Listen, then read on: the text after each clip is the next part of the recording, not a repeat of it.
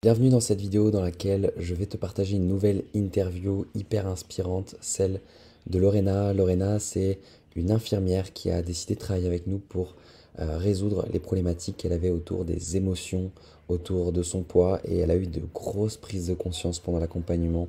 Et voilà, je t'en dis pas plus, je te laisse découvrir tout ça et j'espère sincèrement que cela pourra t'inspirer et t'aider et également créer un déclic chez toi. Cette notion de responsabilité, qu'est-ce que ça signifie pour toi? Ça signifie, si tu veux, dans une ère où aujourd'hui tout est étiquetable. En fait, on va donner des étiquettes à tellement de choses. On va presque un peu pardonner et donner des noms à chaque comportement. Je parle ça dans le milieu de la santé où voilà, tout le monde. Et avec l'obésité, l'exagération, à mon sens, de toutes ces chirurgies bariatriques et de toutes ces choses en fait qui font qu'on n'amène pas une vraie responsabilité en fait dans pourquoi on a pris du poids. Pas dans la responsabilité culpabilisante, c'est-à-dire moi j'ai pris du poids parce que j'ai une vie qui a été compliquée et que à ce moment-là, bah, je me suis aidée de la nourriture. Donc j'ai eu cette prise de poids-là, mais ça me responsabilise, ça me déculpabilise. Chez d'autres, ça ferait peut-être pas la même chose, mais en tout cas, ça m'a responsabilisée en me disant très bien, c'est pas arrivé là par hasard. Je suis pas dans l'obligation de porter ce poids. Je suis pas, voilà, je le comprends. J'ai ma part de responsabilité avec un comportement secondaire, on va dire. Et du coup, ça permet en fait de beaucoup plus assumer aussi ce que tu vas mettre en place derrière. D'accord. Vos apports sur la notion de vraie perte de poids. C'est-à-dire que moi, je trouve que votre programme, c'est vraiment ce côté émotionnel. On travaille sur l'émotion, on va travailler sur des profondeurs, sur des choses que, pour moi, même certains psys vont pas travailler. Donc là, il y a vraiment cette recherche de soi. Et d'un autre côté, il y a des apports qui sont tellement clairs, Aubin, tellement, vous avez fait quelque chose qui est tellement fluide, qui est tellement parlant, que en fait, on va vraiment te dire que 1 + 1 = 2. Donc forcément, si tu fais 2 plus 1, bah, tu peux pas avoir 2, tu auras forcément 3. Et du coup, par rapport au poids, je trouve que ça amène voilà, cette notion de j'ai ma responsabilité, elle n'est pas culpabilisante, mais du coup, aujourd'hui, si je veux changer les choses, j'ai aussi quelle part de responsabilité et qu'est-ce que je vais faire pour pouvoir les changer. Ça amène à ça, en fait. Hmm. Ok, super. Je vois ce que tu veux dire. Et qu'est-ce qui est-ce que tu te souviens de peut-être tes débuts, tu vois, dans le parcours? Parce que souvent, c'est un peu ça, c'est un peu là qu'on a les premiers déclics. Qu'est-ce qui t'a permis ou qu'est-ce qui a créé les premières victoires chez toi? Il y a eu un truc spécifique, ça peut être parfois une phrase d'un coach, ça peut être un coaching. Il y a eu un truc qui t'a particulièrement marqué? Franchement, non, ça a été le processus enfin, je suis rentrée très, très, très rapidement dans tous les exercices et tout. J'ai vraiment tout mangé, mais parce que ça me parlait. Et j'ai pris mon carnet et je notais. Je l'avais dans la voiture. Il y a des fois, j'avançais. J'ai écouté. Je travaille beaucoup forcément dans ma voiture, là où je t'appelle.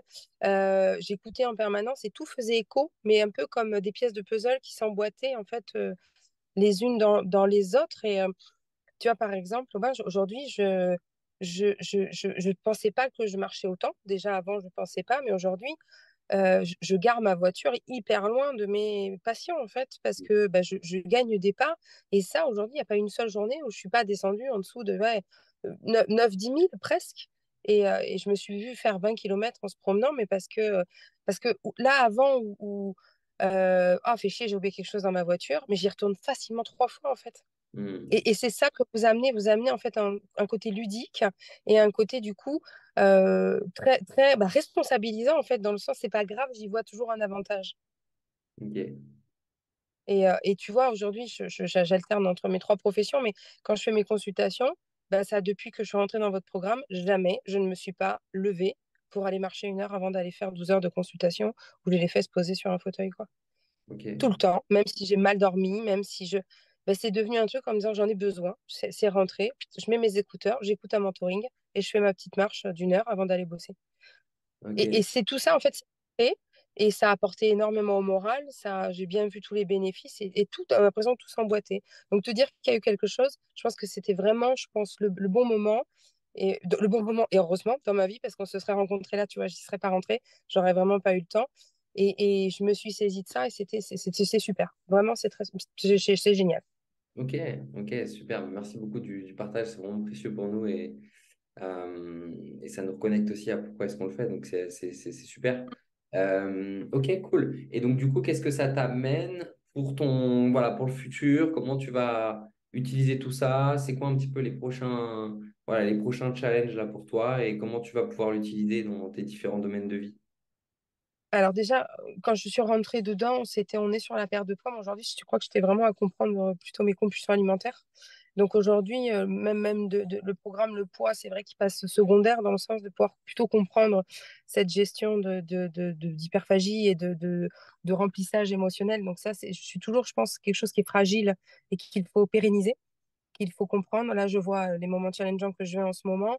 Ouah, c'est hyper dur, quoi. C'est dur. Mais c'est presque en disant, voilà, j'ai des armes, je peux y faire. Enfin, il y a des veilles, il y a des outils. Donc aujourd'hui, pour moi, c'est ça. Je pars pas du tout de vue. Je crois qu'il n'y a pas eu un matin, je me suis pas levée en me disant, j'ai confiance en moi et je fais mes 70 kilos parce que c'est mon objectif. Et j'y vais, et j'y vais, mais j'y vais. Il y a des journées qui sont hyper dures et là, je me dis, bah, c'est pas grave, c'est une journée dure, mais demain, elle sera meilleure. Donc, moi, voilà, l'objectif, c'est vraiment de continuer. J'ai vraiment la sensation qu'il y a eu un gros changement Ah, dans ton mindset général, en fait, dans ta façon de penser, d'appréhender peut-être ton quotidien. Quand tu parlais de responsabilité, j'ai l'impression que tu as un peu plus conscience que tu as le choix, en fait, de percevoir ce qui t'arrive dans les challenges de la vie de tous les jours, de les percevoir comme tu as envie, et soit de les subir, soit d'être actrice. Et j'ai l'impression que après, voilà, il y a toujours l'équilibre des deux, hein, mais j'ai l'impression que tu envisages les choses de manière plus... voilà, tu es plus actrice, en fait, de ce qui est en train de se passer et de ce qui va se passer. C'est un peu ça ce que je vois, c'est ça? bah, disons que toute ma vie, ça a été, je combats, tu vois, j'ai ce sentiment d'être, je combats.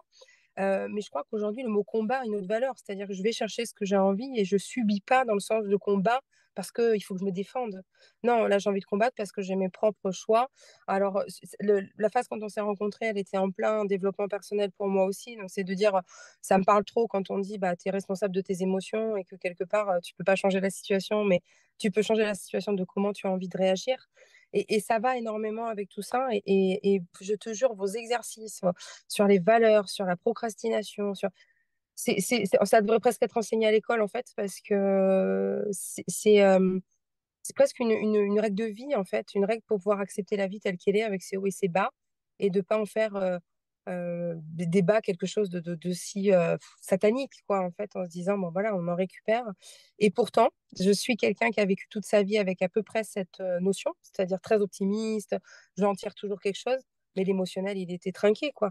Vous m'avez aussi un peu aidé à me dire que on m'étiquetait toujours d'hyper émotive, d'hyper sensible et tu sais, tous tes mentoring ou tes coachings où tu ramènes sur la ligne de vie et ce qu'on fait, bah, du coup, depuis que je suis avec vous, je n'ai jamais plus eu autant de down et de up. En fait, moi, je suis quelqu'un d'hyper expansive et dans les deux sens, dans la tristesse, dans la joie, je les ai plus. Je les ai plus parce qu'en fait, tout est redevenu très rééquilibrant. Ça fait très peur à mon entourage, ça me fait même peur à moi-même.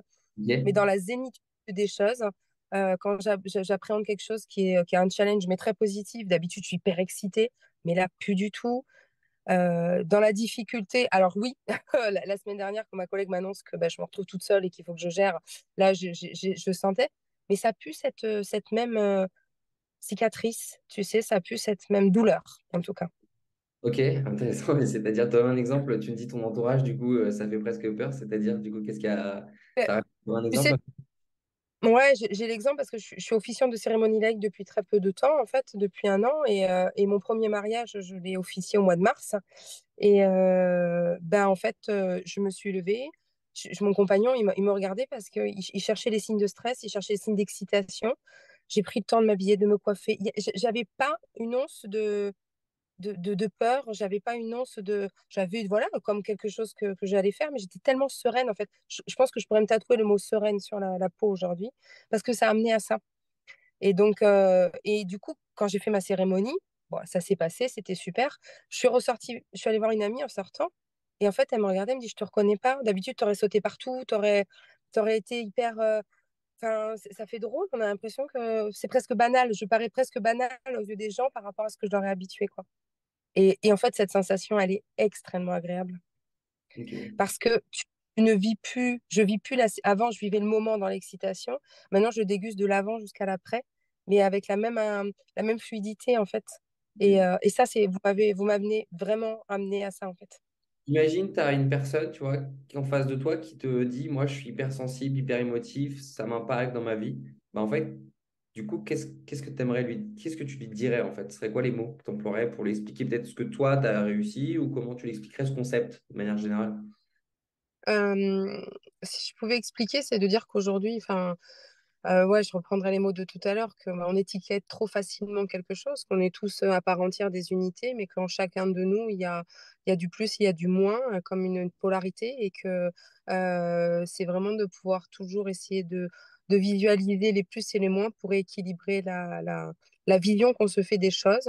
Ce qui veut dire pour autant ne pas refuser le négatif, mais en comprendre quelle est son utilité, entre guillemets, et parce que c'est ça aussi, c'est pas toujours être que dans l'optimisme, parce que de toujours dire non, mais voilà, je vois pas le mal, je vois pas le mal, c'est pas vrai, le mal, il existe aussi, mais il y a toujours une leçon, en fait, il y a toujours une leçon à en tirer. Pour moi, en tout cas, je le vois comme ça, et ça permet à ramener à quelque chose de plus équilibrant, en tout cas dans et la perception du monde et dans la perception de mes émotions. Nous arrivons sur la fin de ce podcast. J'espère sincèrement que ça a pu t'aider, créer des prises de conscience chez toi. Si ça t'a plu, laisse-nous un 5 étoiles sur la plateforme de podcast sur laquelle tu l'écoutes. Ça a un vrai impact et ça pourra permettre à d'autres femmes de découvrir ce podcast. Si tu souhaites également en savoir plus sur la manière dont on travaille, eh bien, je t'invite tout simplement à venir vers nous sur nos différentes pages Instagram, Facebook ou encore YouTube. À très vite, prends soin de toi et passe une belle journée.